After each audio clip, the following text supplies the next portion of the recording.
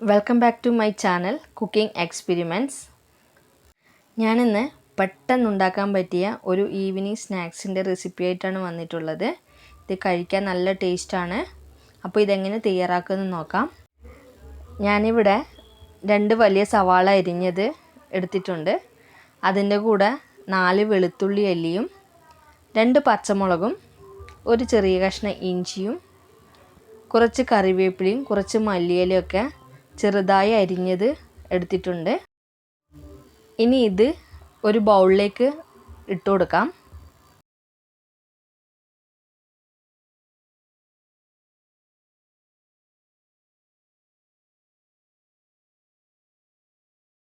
ഇനി ഇതിലേക്ക് ആവശ്യത്തിന് ഉപ്പും എരിവിനാവശ്യമായ മുളക് പൊടിയും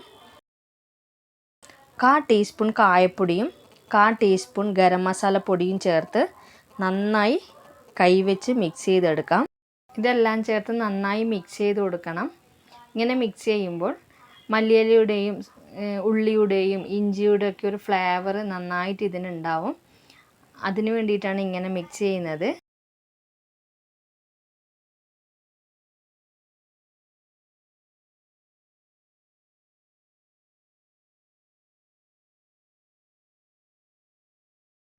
ഇനി ഇതിലേക്ക് കുറച്ച് കടലമാവ് ഇട്ട് കൊടുത്ത് ജസ്റ്റ് ഒന്ന് മിക്സ് ചെയ്തെടുക്കാം.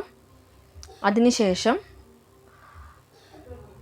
ഞാനിവിടെ 1/2 കപ്പ് കടലമാവാണ് എടുത്തിട്ടുള്ളത്. അത് കുഴക്കാൻ ആവശ്യമായ കുറച്ച് വെള്ളം ഒഴിച്ച് കൊടുത്ത് ബാക്കി കടലമാവും കൂടി ചേർത്ത് നന്നായി കുഴച്ചെടുക്കാം.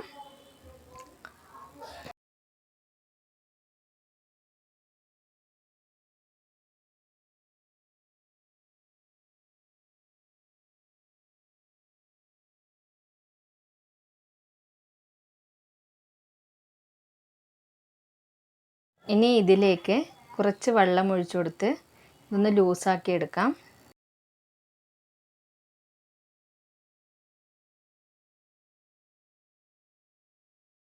ഇതുപോലെ കയ്യിലിരുന്ന് വീഴുന്ന പാകത്തിൽ കുഴച്ചെടുക്കാം.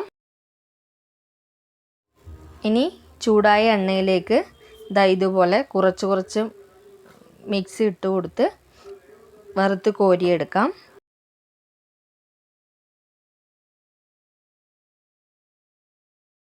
ഇത് മീഡിയം ഫ്ലെയിമിൽ വേണം ഫ്രൈ ചെയ്തെടുക്കാൻ.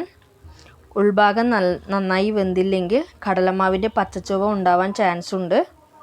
അതുകൊണ്ട് പെട്ടെന്ന് കോരിയെടുക്കാതെ നന്നായി ഫ്രൈ ആയതിനു ശേഷം മാത്രമേ കോരിയെടുക്കാവൂ.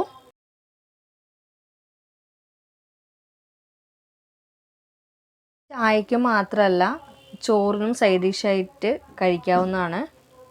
നല്ല ടേസ്റ്റാണ് ഇത് കഴിക്കാൻ.